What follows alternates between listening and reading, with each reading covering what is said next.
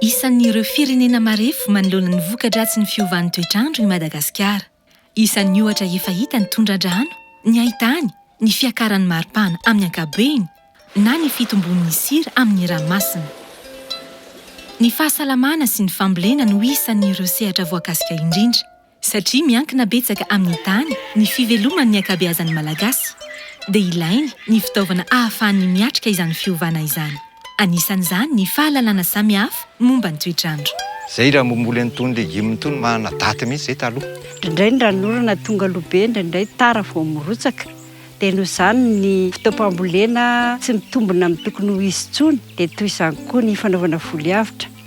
Noho ny fiara-miasa teo amin'ny foibe famantarana ny toetry ny andro sy ny ministeran'ny fambolena, ny fiompiana ary ny zono, ny orinasa Viamo ary Airtel izay notohanan'ny GIZ dia voatsangana ny tety-andro fambolena nomerika ka azo fantarina izany rehefa miantso ny laharana 321 nanomboka ny volana Jolay 2024.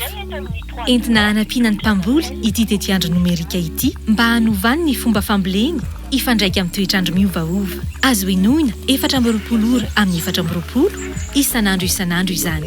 Hita ao ny fahalalana momba ny fambolem-bary, ny katsaka, ny voanjo, ny tsaramaso na sakamalaho.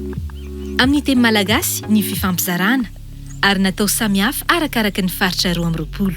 Niafatra amin'ny telefônina hotline 321 dia nahafahan'ireo mpamokatra nahafantatra ny tety-andro mpambolena, nahafantatra ihany koa ny fambolena mahomby na amin'ny fotoana inona na toerana aiza ilana izany.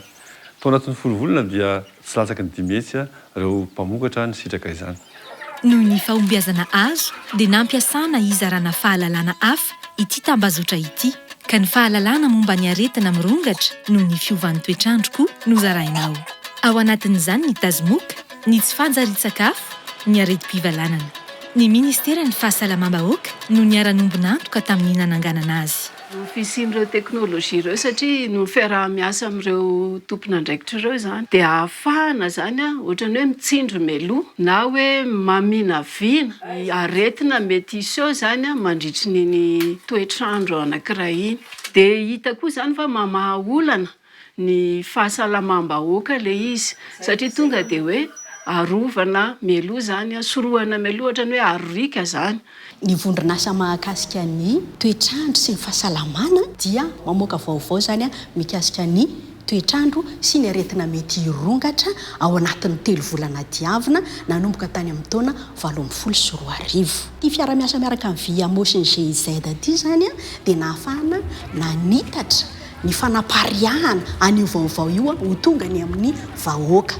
Raha misy olona anankiray izany miantso amin'ny Airtel izany dia mahazo tolo-kevitra izany ny olona io mikasika ny hoe izao ny toetrandro sy ny aretina mety iseho. Tamin'ny volana marsa teo izany 2024 dia efa nahatratra hatrany amin'ny 5:03 alina izany ny olona niantso ka nahazo tolo-kevitra mahomby ahafahany miatrika ny aretina izay mety hirongatra eo amin'ny faritra misy azy. Nisy koa ny fametrahana fomba ahafahan'ny teknisianina miasa amin'ny fambolena any amin'ny farim-piadidiana misy azy hianatra amin'ny alalan'ity laharana ity. Arak'izany dia misy torohevitra samihafa momba ny fampiasana ny fahalalana momba ny toetrandro azon'izy ireo amin'ny findainy. Ny fampifanana azonay tamin'ny Viamo izany dia nahafahanay nazahoana ny vaovao mahakasika ny toetrandro sy ny resaka tety-andro mpamokarana, ahafahanay manoro hevitra an'ireo tantsaha amin'ny asa mifanaraka amin'ny toetrandro sy ny fivavahan'ny toetrandro. Toy izany koa dia afaka manita pahalalana avy lavitra koa ireo mpiasan'ny fahasalamana eny anivon'ny fiarahamonina sy ny mpiasan'ny toeram-pitsaboana. Noho ny fahalalana alefa aminy dia afaka manabe voa ny fahaizany momba ny aretina mifandraika amin'ny fiovan'ny toetrandro izy ireo. Ny andraikitra izany dia manetana ny mpiarabelona ampiasa ilay misy odi-moka hanadio manodidina ary raha misy ny aretina mampiayay dia tokony hamonjy ny tobim-pahasalamana. Ho an'ny rehetra afaka miantso ny 321 ho amin'ny mpanjifa ny tambazotra Airtel na ny 033 33 00 321 ho amin'ny mpanjifa ny tambazotra hafa.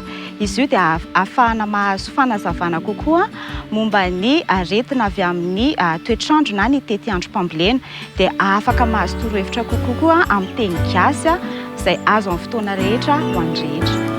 Soa indray eto amin'ny 321 tongotra mambosy dia lehibe ny torohevitra mahazo enao ato. Manana lohahevitra 6 ianao ka hainao tsara ny 6 indreo ary zavitra izay tianao.